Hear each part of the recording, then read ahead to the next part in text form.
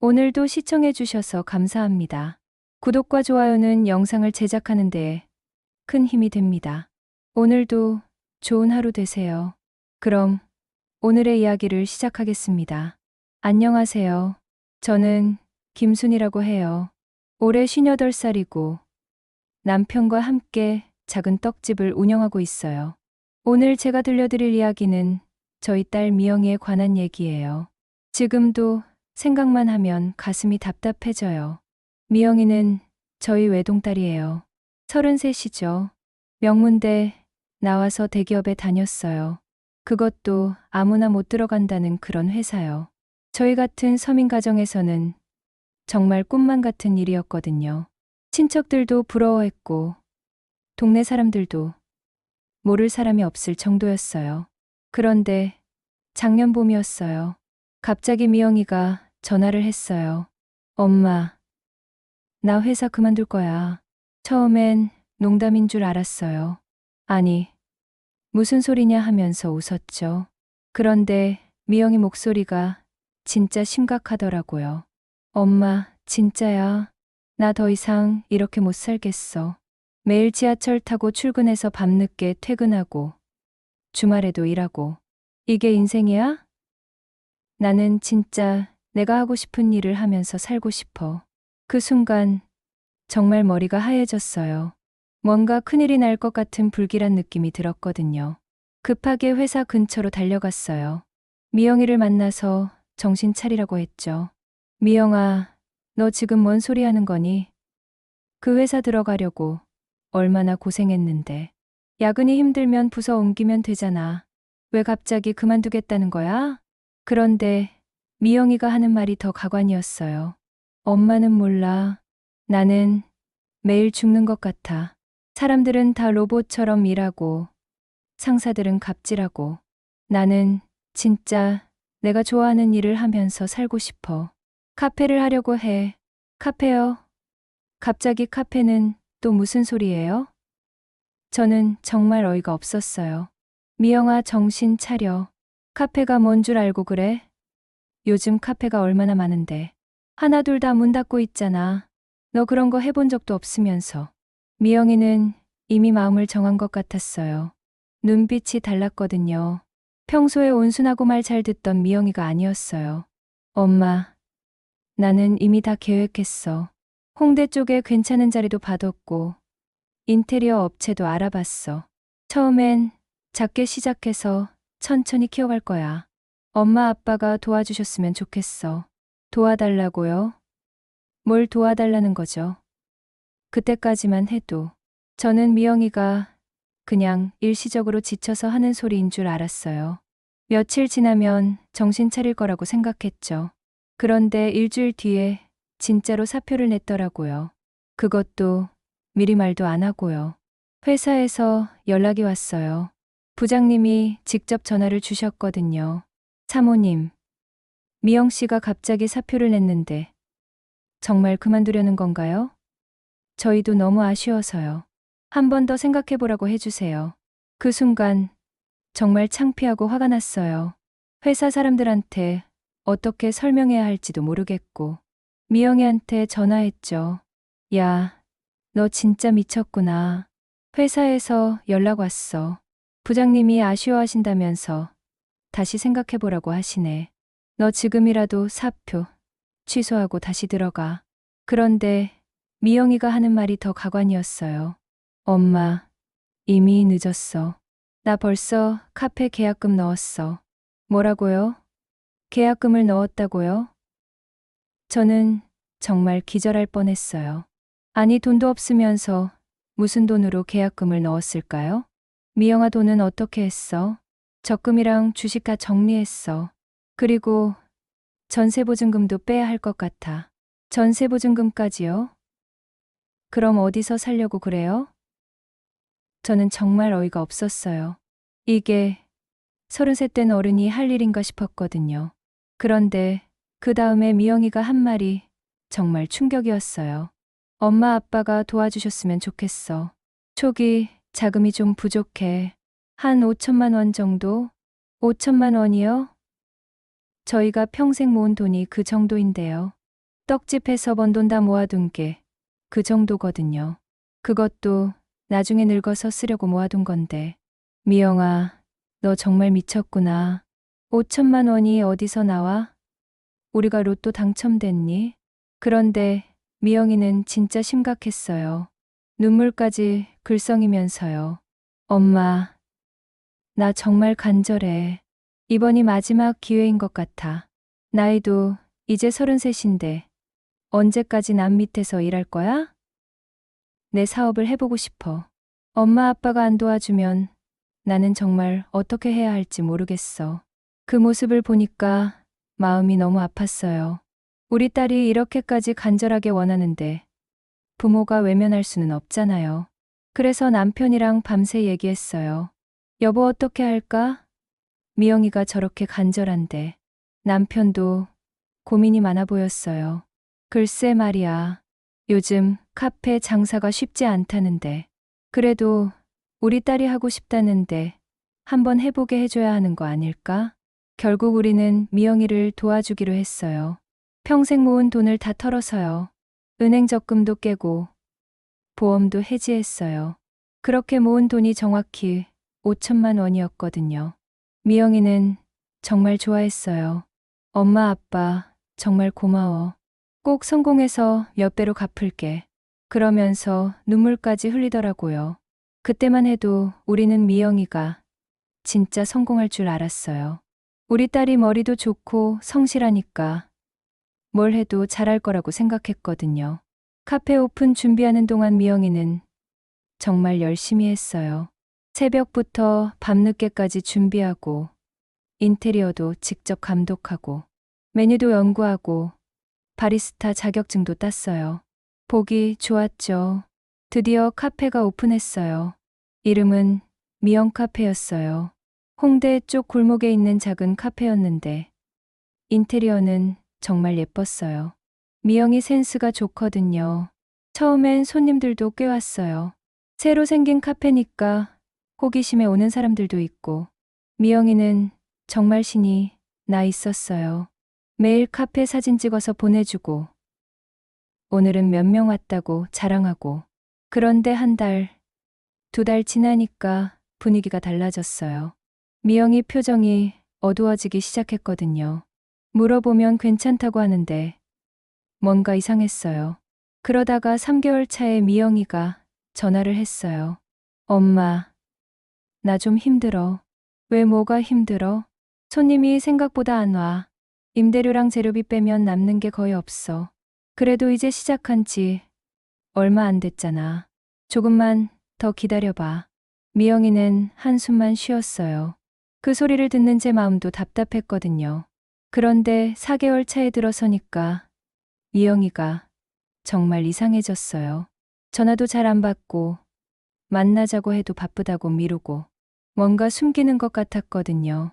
어느 날 몰래 카페에 가봤어요. 점심시간인데도 손님이 한 명도 없었어요. 미영이는 카운터에 혼자 앉아서 휴대폰만 보고 있더라고요. 얼굴이 완전 상해 있었어요. 미영아, 엄마, 왜 여기 와? 그냥 구경하러 왔어. 손님이 없네. 점심시간 지나서 그래. 조금 있으면 올 거야. 거짓말인 거 뻔히 보였어요. 미영이 표정이 완전 죽어 있었거든요. 그래도 딸 앞에서 실망했다는 티는 낼 수 없잖아요. 그런데 그 다음 주에 미영이한테서 연락이 왔어요. 엄마, 나 좀 힘들어. 돈이 좀 필요해. 또 돈이요? 벌써요? 임대료 밀렸어. 그리고 재료비도 줘야 하고. 1,000만 원 정도만 빌려줄 수 있어? 1,000만 원이요? 또요? 저는 정말 어이가 없었어요. 벌써 5천만 원 줬는데 또 달라고 하니까요. 미영아, 너 정말 장사가 안 되는 거 아니야? 차라리 정리하고 다른 일 찾아봐. 그런데 미영이가 갑자기 화를 내더라고요. 엄마는 뭘 알아? 사업이라는 게 처음에 힘든 거 당연하잖아. 조금만 더 버티면 손님들이 올 거야. 입소문도 나고. 그래서 어쩔 수 없이 또 줬어요. 이번에는 남편이 반대했거든요. 여보, 이건 너무 심한 것 같아. 벌써 6천만 원이야. 우리 노후 자금인데. 그래도 우리 딸인데 어떻게 외면해. 조금만 더 도와보자. 남편도 결국 동의했어요. 미영이가 우리 외동딸이니까요. 그런데 정말 말도 안 되는 일이 벌어졌어요. 한 달 뒤에 또 전화가 온 거예요. 엄마, 미안해. 나 진짜 마지막이야. 500만 원만 더. 이번에는 진짜 화가 났어요. 미영아, 너 이제 그만해. 우리가 ATM기야? 벌써 6천만 원 줬잖아. 더 이상은 안 돼. 엄마, 제발. 나 정말 절망적이야. 이번 달 임대료 못 내면 나가야 해. 그래서 나가. 차라리 그게 나아. 미영이가 울기 시작했어요. 엄마, 나 정말 열심히 하고 있어. 조금만 더 시간을 줘. 결국 또 줬어요. 500만 원을. 이번에는 정말 마지막이라고 하면서요. 그런데 그 다음 달에도 또 전화가 왔어요. 이번에는 300만 원 달라고. 저는 정말 미칠 것 같았어요. 미영아, 너 정말 그만해. 우리 돈이 무한정 있는 줄 알아? 엄마, 나도 모르겠어. 정말 열심히 하는데 왜 안 될까? 그 목소리를 듣는데 정말 안타까웠어요. 우리 딸이 이렇게 힘들어하는데 부모로서 어떻게 해야 할지 모르겠더라고요. 그러다가 6개월 차에 들어섰을 때예요. 미영이가 갑자기 집에 왔어요. 완전 초췌해져서요. 엄마, 나 카페 접을까봐. 드디어 정신을 차렸나 했어요. 그래, 그게 맞는 것 같아. 손해보기 전에 빨리 정리해. 그런데 미영이가 하는 말이 또 가관이었어요. 그런데 엄마, 나 다른 일을 하고 싶어. 다른 일? 뭔 다른 일? 나 원래 그림 그리는 걸 좋아했잖아. 예술 쪽으로 해보려고. 예술이요? 저는 정말 기절할 뻔했어요. 카페도 망해놓고 이제는 예술이라고요? 미영아, 너 정신 좀 차려. 예술로 밥 먹고 사는 줄 알아? 현실을 좀 봐. 엄마는 몰라. 나는 창작에 대한 열정이 있어. 그림을 그릴 때가 가장 행복해. 행복하면 뭐해? 돈을 벌어야지. 미영이는 또 눈물을 흘렸어요. 엄마, 나 정말 하고 싶은 일을 해보고 싶어. 한 번만 더 기회를 줘. 또요? 또 기회를 달라고요? 저는 정말 화가 났어요. 미영아, 너 지금까지 우리가 얼마나 도와줬는데. 7천만 원이야. 우리 평생 번 돈의 대부분을 내가 다 썼잖아. 미안해, 엄마. 나도 이렇게 될 줄 몰랐어. 미안하면 뭐해. 이제라도 정신 차리고 취업해. 그런데 미영이가 하는 말이 더 황당했어요. 엄마, 나는 더 이상 회사 생활 못해. 한 번 자유를 맛보니까 다시는 그런 곳에서 일하고 싶지 않아. 자유요? 자유가 뭐예요? 부모 돈으로 하고 싶은 거 다 하는 게 자유예요? 그날 정말 많이 싸웠어요. 미영이는 울면서 자기 방으로 들어갔고 저는 너무 화가 나서 잠을 못 잤어요. 그 다음 날부터 미영이는 정말 그림을 그리기 시작했어요. 집에서요. 하루 종일 그림만 그리고 있더라고요. 처음에는 그냥 놔뒀어요. 며칠 그러다가 지겨워서 포기할 줄 알았거든요. 그런데 한 달이 지나도 계속 그림만 그리고 있었어요. 미영아, 언제까지 그림만 그릴 거야? 취업은 안 할 거야? 엄마, 나 진짜 재능이 있는 것 같아. 그림 선생님도 그러시고. 조금만 더 시간을 줘. 그림 선생님이요? 언제부터 그림 선생님까지 생겼어요? 학원에 다니고 있어. 전문적으로 배우고 있어. 학원까지요? 그것도 돈 들잖아요. 무슨 돈으로요? 적금. 조금 남은 걸로. 저는 정말 한숨밖에 안 나왔어요. 카페 망하고 나서도 정신을 못 차리고 있으니까요. 그러다가 3개월 뒤에 미영이가 또 충격적인 소식을 들고 왔어요. 엄마, 나 개인전 열기로 했어. 개인전이요? 응. 그림 선생님이 추천해 주셨어. 홍대에 있는 작은 갤러리인데 일주일 동안 전시할 수 있어. 그것도 돈 들 텐데 뭘로 하려고요? 전시 비용이 300만 원 정도 든다고 하네. 300만 원이요? 또 달라는 거예요? 엄마, 이건 정말 마지막이야. 개인전 성공하면 그림으로 돈 벌 수 있어. 또 마지막이라고 하네요. 카페 할 때도 마지막이라고 했잖아요. 미영이는 또 울기 시작했어요. 엄마, 나 정말 간절해. 이번에 안 되면 나는 정말 어떻게 해야 할지 모르겠어. 그래서 또 줬어요. 300만 원을. 정말 마지막이라고 다짐하면서요. 개인전 준비하는 미영이를 보니까 정말 열심히 하더라고요. 밤새 그림 그리고 액자도 직접 골라서 끼우고 뭔가 희망이 생겼어요. 혹시 정말 성공할 수도 있겠다 싶었거든요. 드디어 개인전이 시작됐어요. 미영이는 정말 기대가 컸어요. 엄마, 오늘이 오프닝이야. 꼭 와줘. 당연히 갔죠. 남편이랑 함께요. 갤러리는 생각보다 작았어요. 그런데 미영이 그림들이 벽에 걸려 있는 걸 보니까 뿌듯했어요. 우리 딸이 그린 그림이 전시되고 있다니까요.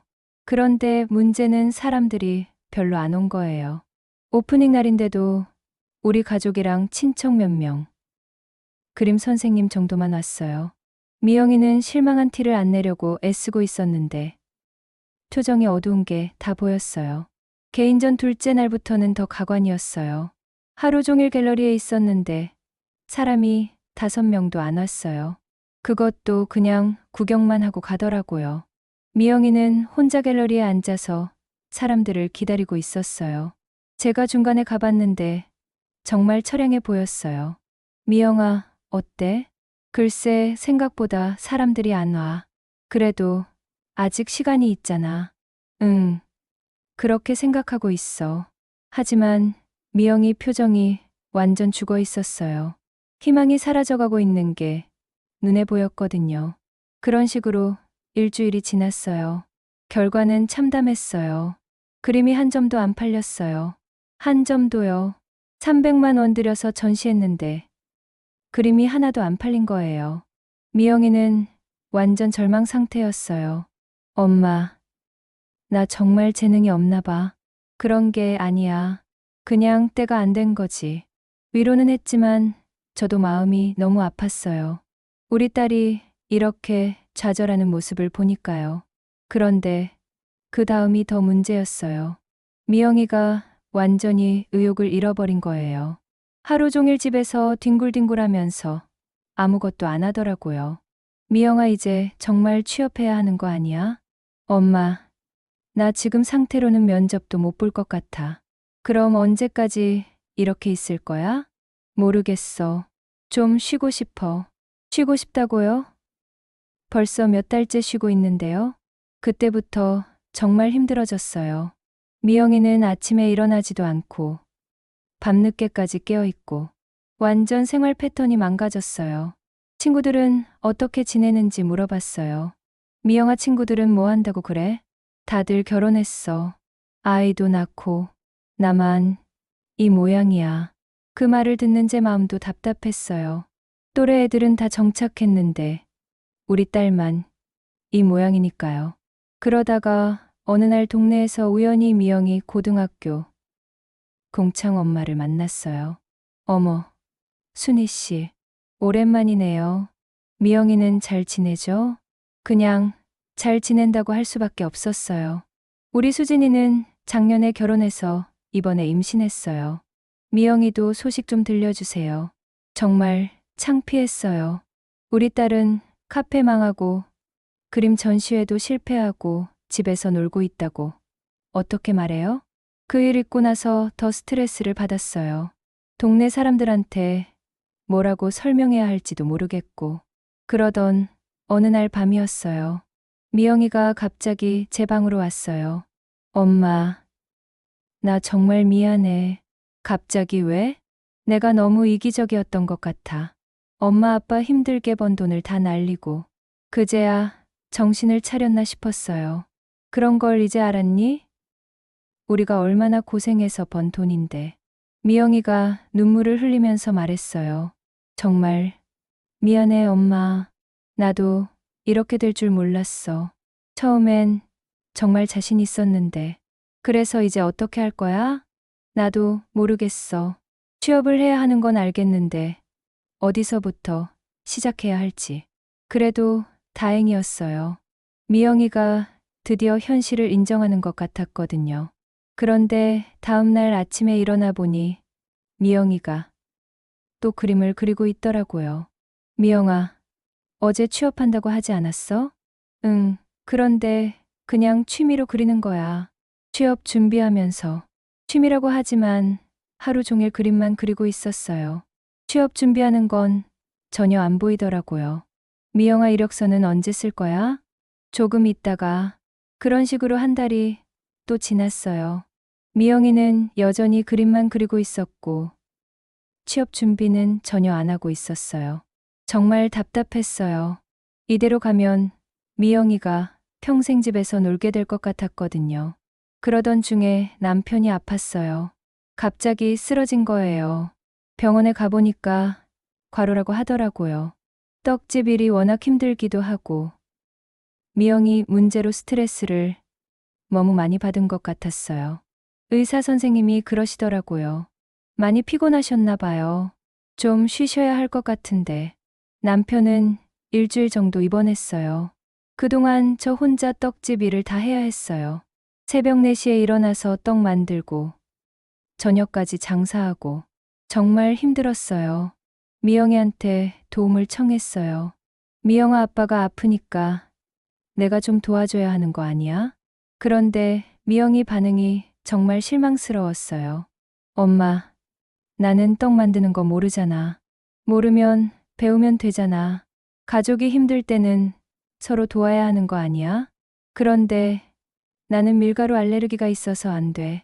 밀가루 알레르기요? 언제부터요? 어릴 때는 괜찮았잖아요. 요즘 생긴 것 같아. 거짓말인 게 뻔했어요. 그냥 일하기 싫어서 핑계대는 거죠. 결국 저 혼자 다 했어요. 일주일 동안 정말 죽을 것 같았어요. 남편이 퇴원하고 나서 미영이한테 정말 화가 났어요. 미영아, 너 정말 이기적이야. 아빠가 아픈데도 도와주지도 않고. 엄마, 나도 나름대로 고민이 많아. 고민이 많으면 뭐해? 행동을 해야지. 그런데 미영이가 갑자기 화를 내더라고요. 엄마는 맨날 나한테만 뭐라고 해. 나도 힘들다고. 카페 망하고 그림도 안 팔리고. 내가 제일 힘든데 왜 나만 뭐라고 그래? 내가 힘들면 우리는 안 힘들어? 우리가 내 때문에 얼마나 고생하는데. 그날 정말 큰 소리로 싸웠어요. 미영이는 울면서 나갔고 저는 너무 화가 나서 잠을 못 잤어요. 다음 날부터 미영이가 집에 안 들어왔어요. 친구 집에서 지낸다고 하더라고요. 처음엔 며칠 있다가 들어올 줄 알았는데 일주일이 지나도 안 들어오더라고요. 걱정이 돼서 전화했어요. 미영아, 언제 집에 올 거야? 좀 더 있을 거야. 엄마 아빠랑 같이 있으면 스트레스 받아. 스트레스라고요? 우리가 스트레스를 준다고요? 맨날 취업하라고 하고 돈 얘기하고 나도 알아서 할 거니까 좀 놔둬. 알아서 한다는 게 뭘 알아서 한다는 거야? 미영이는 전화를 끊어버렸어요. 정말 화가 났어요. 그런데 한 달 뒤에 미영이한테서 연락이 왔어요. 엄마, 나 아르바이트 구했어. 아르바이트요? 뭐려? 카페에서 일해. 시간당 10,000원. 그나마 다행이었어요. 미영이가 드디어 일을 시작한 거니까요. 그런데 문제는 그게 끝이 아니었어요. 미영이가 아르바이트하는 카페는 홍대 근처였는데 거기서 만난 사람들이 또 문제였어요. 어느 날 미영이가 집에 와서 하는 말이 꼭 가관이었어요. 엄마, 나 새로운 꿈이 생겼어. 또요? 또 새로운 꿈이요? 카페에서 만난 언니가 있는데 그분이 요가 강사예요. 요가를 가르쳐 주겠다고 하시네. 요가요? 응. 요가 자격증 따면 강사로 일할 수 있어. 수입도 괜찮고. 또 시작이네요. 저는 정말 기가 막혔어요. 미영아, 너 정신 좀 차려. 카페 망하고, 그림도 실패하고, 이제는 요가야? 엄마, 이번에는 확실해. 요가는 정말 전망이 좋아. 전망이 좋다고요? 요가 강사가 얼마나 많은데요? 하지만 미영이는 이미 마음을 정한 것 같았어요. 그 표정을 보니까 또 고생할 것 같았어요. 그리고 예상대로 일주일 뒤에 미영이가 또 돈 달라고 했어요. 엄마 요가 자격증 따는데 200만 원 든대.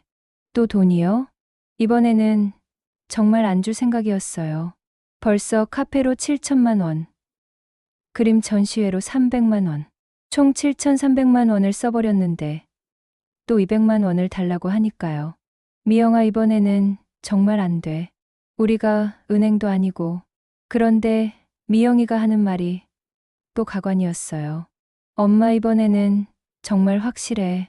요가는 안 망해. 사람들이 건강에 관심 많잖아. 카페 할 때도 확실하다고 했잖아. 그림 할 때도 확실하다고 했고. 이번에는 달라. 정말로. 뭐가 달라? 미영이는 말문이 막혔어요. 뭐가 다른지 설명을 못 하더라고요. 결국 이번에는 안 줬어요. 남편도 완전히 반대했거든요. 여보, 이제 정말 선을 그어야 해. 계속 이런 식으로 하면 우리가 거지 된다. 맞아요. 저도 이번에는 정말 안 주기로 했어요. 미영이는 며칠 동안 삐져 있었어요. 전화도 안 받고 집에도 안 들어오고. 그런데 일주일 뒤에 미영이가 갑자기 집에 와서는 완전히 다른 모습이었어요. 화장도 진하게 하고 옷도 화려하게 입고. 미영아, 너 왜 이래? 엄마, 나 새로운 일 시작했어. 또 새로운 일이요? 요가는 어떻게 됐어요? 그건 접었어. 더 좋은 기회가 생겼어. 뭔 기회? 미영이가 하는 말을 듣고 정말 기절할 뻔했어요. 네일아트 사업을 시작했어. 네일아트요? 응, 요즘 대박이야. 한 번에 5만 원씩 받을 수 있어. 또 사업이라고 하네요. 저는 정말 한숨밖에 안 나왔어요. 미영아, 너 정말 그만해. 카페도 망했잖아. 이번에는 달라. 네일아트는 투자금이 별로 안 들어. 투자금이 얼마인데? 기본 도구랑 재료 사는데 50만 원 정도. 50만 원이요? 또 돈 달라는 거예요? 엄마, 이번에는 정말 적잖아. 50만 원으로 사업 시작할 수 있어. 적다고요? 50만 원이 적어요? 저희한테는 큰 돈이거든요. 그래서 이번에도 안 줬어요.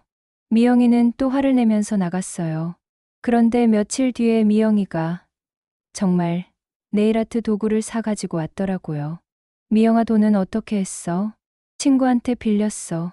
친구한테요? 어떤 친구? 카페에서 알게 된 언니. 그래서 정말 네일아트를 시작했어요.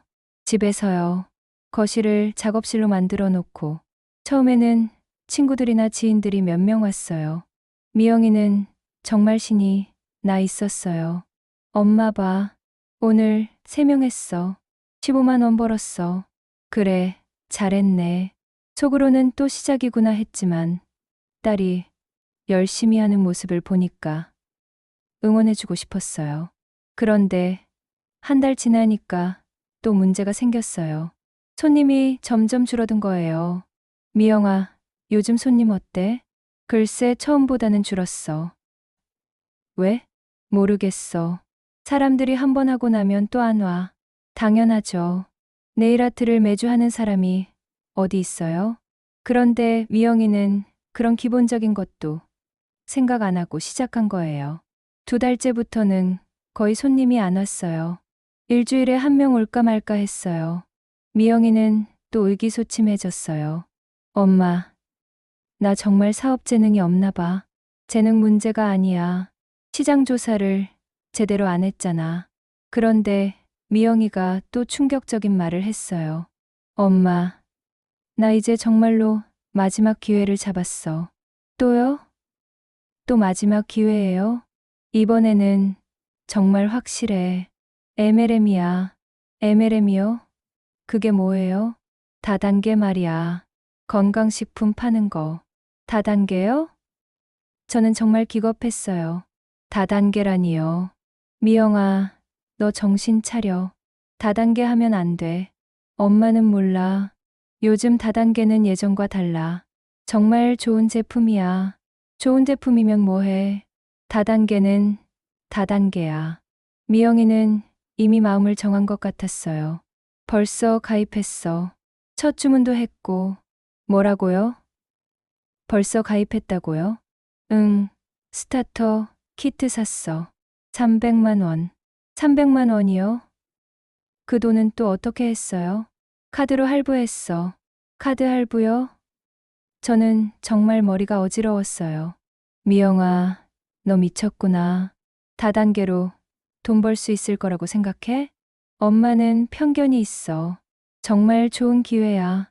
그 다음 주부터 미영이는 정말 다단계에 빠져들었어요. 하루 종일 사람들한테 전화하고 제품 설명하고 친척들한테도 연락했어요. 이모, 안녕하세요. 미영이에요. 좋은 제품이 있어서 소개해드리려고요. 정말 창피했어요. 친척들이 뭐라고 생각할지. 그런데 한 달 뒤에 미영이가 완전히 절망 상태가 되어서 집에 왔어요. 엄마, 나 망했어. 왜? 제품이 하나도 안 팔려. 사람들이 다 피해. 당연하죠. 다단계 한다고 하면 누가 좋아하겠어요. 그리고 더 큰 문제가 있어. 매달 일정 금액 이상 주문해야 해. 안 그러면 자격이 박탈돼. 그럼 그만두면 되잖아. 그런데 이미 산 제품들이 300만 원어치나 돼. 다 손해야. 그래서 손해보고 그만둬. 그런데 미영이가 또 황당한 말을 했어요. 다음 달에 큰 주문이 들어올 것 같아. 조금만 더 해볼게. 또요? 또 조금만 더 해요? 이번에는 정말 확실한 정보야. 확실한 정보라는 게 뭐예요? 팀장님이 그러시는데 다음 달에 대형마트에 입점한다고 해. 그런 말에 속으면 안 돼. 하지만 미영이는 또 계속했어요. 그리고 또 실패했어요. 결국 다단계로도 600만 원을 날렸어요. 제품 사느라고 할부 이자로.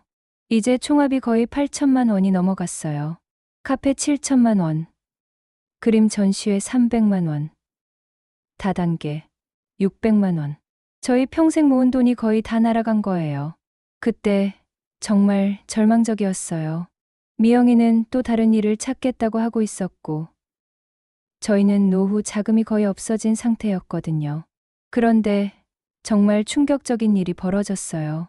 어느 날 미영이 고등학교 동창 엄마가 저희 떡집에 왔어요. 순희 씨, 미영이가 우리 수진이한테 돈 빌려달라고 했는데 괜찮은 건가요? 네? 돈을 빌려달라고요? 네, 200만 원인데 사업 자금이 필요하다고 하더라고요. 저는 정말 어이가 없었어요. 집에서는 돈 없다고 해놓고 친구들한테는 돈 빌리러 다녔던 거예요. 아니에요. 저희가 모르는 일이네요. 빌려주시면 안 돼요. 그분이 가고 나서 미영이한테 전화했어요. 미영아, 너 수진이한테 돈 빌리러 갔다며? 엄마가 어떻게 알았어? 수진이 엄마가 방금 왔어. 너 뭐 하는 짓이야? 엄마 아빠가 안 도와주니까 어쩔 수 없잖아. 어쩔 수 없다고? 우리가 지금까지 얼마나 도와줬는데. 그런데 미영이가 하는 말이 더 가관이었어요. 그건 예전 일이고 지금은 진짜 좋은 기회가 생겼어. 또 좋은 기회라고 하네요. 이번에는 온라인 쇼핑몰이야. 중국에서 옷 수입해서 파는 거. 또 사업이라고 하네요. 저는 정말 화가 났어요. 미영아, 너 정말 정신 차려. 지금까지 몇 번 실패했는데 또 하겠다고? 이번에는 달라. 정말 확실한 정보야. 그 확실한 정보가 어디서 나온 건데? 인터넷에서 만난 사업 파트너가 있어. 인터넷에서 만난 사람이요? 그 사람이 누군지도 모르잖아요. 만났어. 진짜 성공한 사람이야. 그날 밤에 미영이가 집에 왔어요. 그리고 우리 앞에 앉아서 정말 진지하게 말했어요. 엄마, 아빠, 나 마지막으로 부탁 하나만 할게. 또 마지막이라고 하네요. 이번에는 정말 확실해. 온라인 쇼핑몰이야. 초기 투자금 500만 원만 있으면 돼. 500만 원이요? 또요? 엄마, 나 정말 간절해. 이번에 안 되면 나는 정말 포기할게. 포기한다고요? 벌써 몇 번째 포기한다고 하는 거야? 미영이는 눈물을 흘렸어요. 엄마, 나도 알아. 내가 지금까지 실패만 했다는 거. 그래도 이번에는 정말 다를 거야. 뭐가 다를까요? 매번 똑같은 말만 하고. 그런데 남편이 갑자기 화를 냈어요. 평소에 말이 없던 남편이 정말 큰 소리로. 미영아, 그만해. 정말, 그만해. 우리가 언제까지 내 실험비를 대줘야 하는 거야? 아빠, 우리가 지금까지 얼마를 줬는지 알아? 8천만 원이야. 우리 평생 번 돈을 다 내가 날려버렸어. 미영이가 울기 시작했어요. 아빠, 미안해요. 나도 성공하려고 한 거였어요. 성공하려고 제대로 된 계획도 없이 시장 조사도 안 하고 남편이 이렇게 화내는 걸 처음 봤어요. 정말 오랫동안 쌓인 게 터진 것 같았어요. 미영아, 너 이제 정말 정신 차려. 더 이상은 안 돼. 미영이는 울면서 자기 방으로 들어갔어요. 그런데 그 다음날 아침에 일어나 보니까 미영이가 없었어요. 방문을 열어보니 옷가지와 필요한 물건들이 다 사라져 있더라고요. 급하게 전화했지만 받지 않았어요. 문자를 보내도 답이 없었어요. 며칠 뒤에 겨우 연락이 닿았어요. 미영아, 어디 있어? 왜 말도 없이 나간 거야? 엄마, 나 친구 집에서 지내고 있어. 언제까지? 모르겠어. 당분간. 집에 들어와. 얘기해보자. 엄마, 나 좀 혼자 있고 싶어. 머리 정리할 시간이 필요해. 그렇게 미영이는 한 달 넘게 집에 안 들어왔어요. 가끔 안부 전화만 할 뿐이었어요. 그러다가 어느 날 미영이가 갑자기 집에 왔어요. 그런데 얼굴이 완전히 달라져 있었어요. 살도 많이 빠지고 표정도 어두워져 있었어요. 미영아, 너 왜 이렇게 됐어? 엄마, 나 정말 힘들어. 뭐가 힘들어? 내가 뭘 하고 싶은지 모르겠어. 뭘 해야 할지도 모르겠고. 그제야 미영이가 진짜 절망에 빠져 있다는 걸 알았어요. 미영아, 천천히 생각해봐. 급하게 하지 말고. 엄마, 나는 이제 34이야. 또래들은 다 결혼해서 애도 낳았는데 나만 이 모양이야. 그런 거 신경 쓰지 마. 어떻게 신경 안 써. 친구들 만나면 다 물어봐. 너는 뭐 하냐고. 그래서 뭐라고 대답하는데? 그냥 이런저런 일 한다고 해. 정말 창피해. 미영이는 또 눈물을 흘렸어요. 이번에는 진짜 절망적인 눈물이었어요. 엄마, 나는 왜 이렇게 됐을까? 처음에는 정말 자신 있었는데 너무 성급했던 것 같아. 차근차근 했으면 좋았을 텐데 지금 와서 후회해도 늦었어. 엄마 아빠 돈도 다 날리고. 그건 신경 쓰지 마. 돈은 또 벌면 돼. 어떻게 또 벌어. 우리가 이제 나이도 많은데. 그 말을 하는 미영이 표정이 정말 안쓰러웠어요. 그런데 며칠 뒤에 미영이가 또 다른 이야기를 꺼냈어요. 엄마, 나 상담 받아볼까 봐. 상담이요? 심리 상담 말이야. 내가 왜 이렇게 계속 실패만 하는지 알아보고 싶어. 그래, 그것도 좋은 생각이야. 그래서 미영이는 정말 심리 상담을 받기 시작했어요. 일주일에 2번씩요. 한 달 정도 상담받고 나서 미영이가 말하더라고요. 엄마, 상담사 선생님이 그러는데 내가 성취욕은 강한데 현실 감각이 부족하다고 해. 그런가? 그리고 실패를 두려워해서 제대로 준비하지 않고 성급하게 시작한다고 해. 맞는 것 같네. 이제 차근차근 해보려고 해. 우선 작은 아르바이트부터 시작할게. 그렇게 해. 그래서 미영이는 정말 카페 아르바이트를 시작했어요. 하루에 4시간씩요. 큰 꿈 같은 건 접어두고 그냥 성실하게 일했어요. 처음에는 답답해 보였어요. 예전에는 사업가 되겠다고 하던 애가 시간당 9,000원 받고 일하니까요. 그런데 시간이 지나면서 미영이가 조금씩 안정되는 것 같았어요. 표정도 밝아지고 생활 패턴도 규칙적이 되고 6개월 정도 지나니까 미영이가 말했어요. 엄마, 나 정직원으로 전환됐어. 정말? 응. 매니저님이 인정해 주셔서 정직원 제안을 받았어. 잘했네. 월급은 200만 원 정도 될 것 같아. 그래도 다행이다. 그런데 미영이 표정이 별로 기쁘지 않아 보였어요. 왜 기분이 안 좋아? 엄마, 나 이렇게 살면 되는 건가? 뭔 소리야? 또래들은 다 과장이나 차장 되고 있는데 나는 카페 직원이야. 그래도 정직원이잖아. 하지만 미영이는 여전히 불만족스러워했어요. 그러다가 또 다른 문제가 생겼어요. 미영이가 카페에서 만난 남자 직원과 사귀기 시작한 거예요. 엄마, 남자친구가 생겼어. 그래? 어떤 사람인데? 같이 일하는 사람이야. 2살 어린데 괜찮은 사람이야. 그나마 다행이라고 생각했어요. 미영이가 연애라도 하면서 정서적으로 안정되면 좋겠다 싶었거든요. 그런데 3개월 뒤에 미영이가 또 충격적인 소식을 들고 왔어요. 엄마, 나 결혼하려고 해. 결혼이요? 벌써요? 응, 준호가 프러포즈 했어. 그래도 너무 성급한 거 아니야? 사귄 지 얼마나 됐다고. 엄마, 나 이제 34이야. 더 늦으면 안 돼. 그렇다고 성급하게 하면 안 되지. 그런데 미영이는 이미 마음을 정한 것 같았어요. 이미 양가 부모님께 인사드렸어. 뭐라고요? 우리는 만나보지도 못했는데요. 다음 주에 만나기로 했어. 그렇게 해서 미영이 남자친구와 그 부모님을 만났어요. 준호라는 청년이었는데 성실해 보였어요. 카페에서 매니저로 일하고 있다고 하더라고요. 부모님들도 괜찮은 분들이었어요. 작은 식당을 운영하고 계시더라고요. 그런데 결혼 준비를 하면서 또 문제가 생겼어요. 결혼식 비용이 문제였거든요. 엄마, 결혼식 비용이 얼마나 들까? 글쎄, 요즘 얼마나 하는지 모르겠네.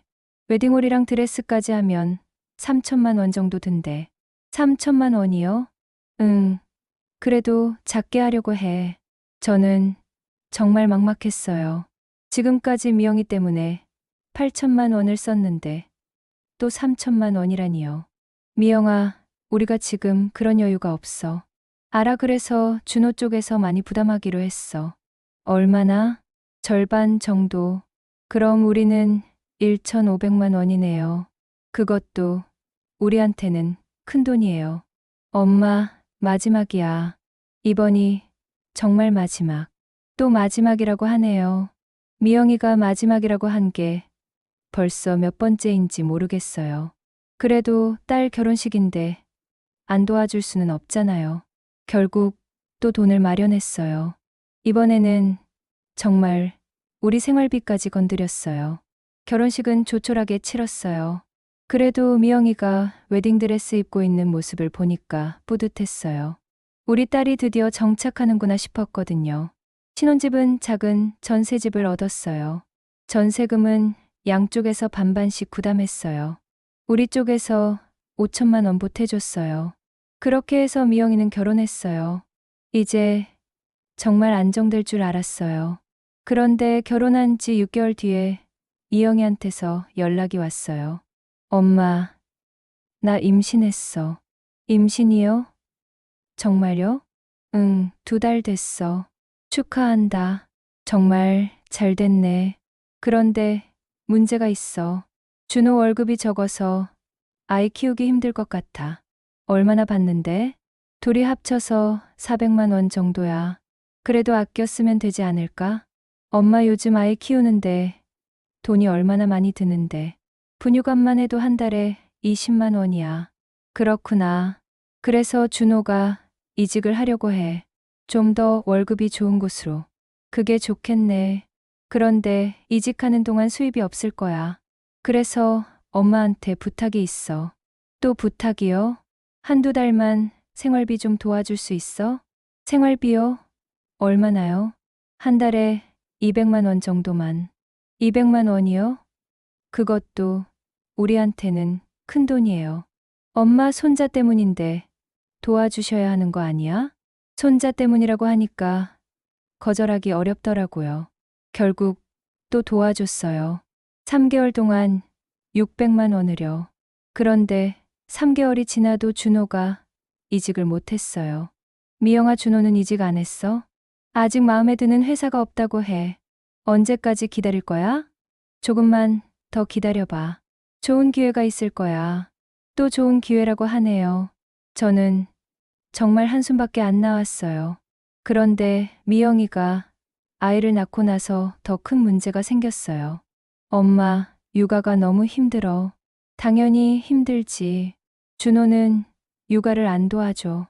맨날 피곤하다고 해. 신랑이랑 얘기해봐. 얘기해도 소용없어. 그래서 부탁이 있어. 또 부탁이요? 엄마가 좀 와서 도와주면 안 될까? 저희한테 와서 도와달라고요? 저희도 나이가 있는데요. 일주일에 몇 번만. 그래서 정말 일주일에 3번씩 미영이 집에 가서 도와줬어요. 아기 돌봐주고, 집안일 해주고. 처음에는 괜찮았는데 계속 하다 보니까 정말 힘들었어요. 저희도 나이가 58, 59인데 아기 돌보기가 쉽지 않더라고요. 그런데 미영이는 당연하다는 듯이 계속 부탁했어요.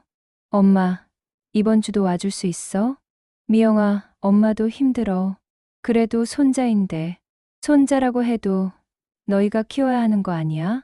준호가 도움이 안 돼서 어쩔 수 없어. 그럼 준호한테 똑바로 얘기해. 그런데 미영이는 준호한테 강하게 말을 못 하더라고요. 맨날 눈치만 보고 있었어요. 그러다가 아이가 돌이 지나면서 미영이가 또 다른 이야기를 꺼냈어요. 엄마, 나 다시 일하고 싶어. 일을 하고 싶다고요? 집에만 있으니까 답답해. 그리고 돈도 필요하고. 아기는 누가 봐? 어린이집에 맡기려고 해. 어린이집도 돈 들잖아. 그래도 내가 일해서 버는 게 나을 것 같아. 그래서 미영이는 정말 일을 시작했어요. 파트타임으로요. 그런데 문제는 어린이집비랑 미영이가 버는 돈이 비슷했어요. 거의 남는 게 없었어요. 미영아, 이렇게 하면 의미가 있어? 그래도 집에만 있는 것보다는 나아. 하지만 미영이는 항상 피곤해 보였어요. 일하고 와서 아기 돌보고 집안일 하고 정말 힘들어 보였어요. 그래서 제가 더 자주 도와주게 됐어요. 일주일에 5번은 가서 도와줬어요. 그런데 어느 날 미영이가 갑자기 울면서 전화했어요. 엄마, 나 정말 힘들어. 왜 무슨 일 있어? 준호랑 싸웠어. 내가 일한다고 집안일을 소홀히 한다고 해. 그래서 뭐라고 했어?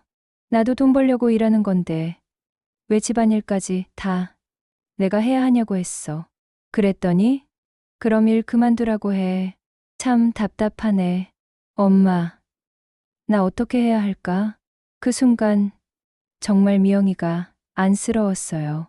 결혼해서 애까지 낳았는데도 여전히 힘들어하고 있으니까요.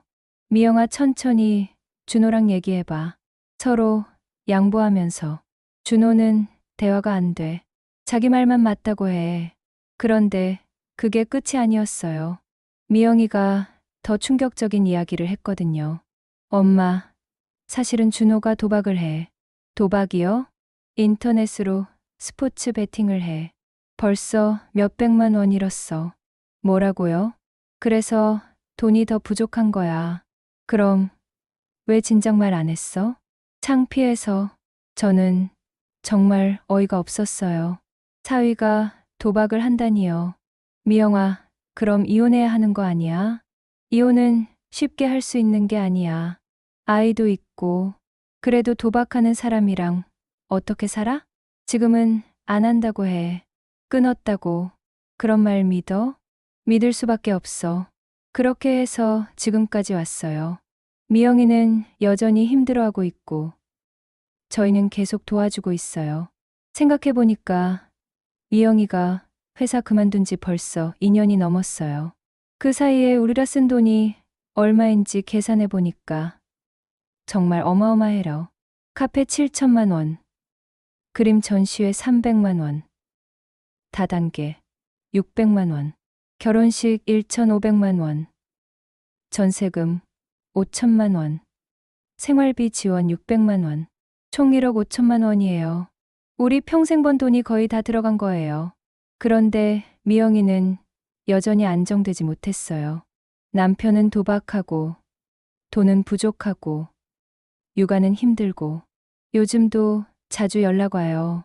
엄마, 이번 달 생활비가 부족해서. 엄마, 아이 분유답 좀 도와줄 수 있어? 엄마, 준호가 또 돈을 잃었어. 저는 정말 지쳤어요. 언제까지 이렇게 도와줘야 하는지 모르겠어요. 남편도 요즘 많이 늙어 보여요. 스트레스 때문인지 머리도 하얘졌고 몸도 안 좋아졌어요. 그런데 미영이는 여전히 우리한테 의존하고 있어요. 자립할 생각을 안 해요. 가끔은 정말 화가 나요. 34이나 된 어른이 언제까지 부모한테 기대서 살 생각인지. 하지만 손자 생각하면 또 도와주게 돼요. 그 아이한테는 죄가 없잖아요. 요즘 정말 고민이 많아요. 이게 맞는 건지, 계속 도와주는 게 미영이를 위한 일인지, 어쩌면 너무 많이 도와줘서 미영이가 자립심을 잃어버린 건 아닌지도 생각해요. 친구들한테는 이런 이야기 못해요. 너무 창피해서요. 다들 자식들이 잘 살고 있다고 자랑하는데 우리만 이 모양이니까요. 가끔 밤에 잠이 안 올 때가 있어요. 미영이 걱정 때문에요. 이 아이가 과연 언제쯤 철들까 싶어서요. 남편하고도 자주 얘기해요. 여보, 우리가 미영이를 잘못 키운 걸까? 글쎄 말이야. 너무 다 해줘서 그런 것 같기도 하고, 이제라도 선을 그어야 하는 걸까? 그래야 하는 것 같은데, 막상 그러기가 어렵네. 정말 어려워요. 딸이니까 외면할 수도 없고, 그렇다고 계속 이렇게 살 수도 없고, 요즘은 미영이한테서 연락이 오면 스트레스부터 받아요. 또 무슨 일인지, 또 돈 달라는 건 아닌지, 이게 정상적인 부모 자식 관계인지 모르겠어요. 혹시 여러분 중에도 저희와 비슷한 경험 있으신 분들 계실 거예요. 정말 어떻게 해야 할까요? 다 큰 자식을 언제까지 품에 끼고 살아야 할까요? 저도 정답을 모르겠어요. 그냥 하루하루 버티고 있을 뿐이에요. 미영이가 언젠가는 철이 들겠죠? 그날이 오기를 기다리면서요. 여러분은 어떻게 생각하세요? 저희가 너무 많이 도와준 걸까요? 아니면 부모로서 당연한 일을 한 걸까요? 정말 모르겠어요.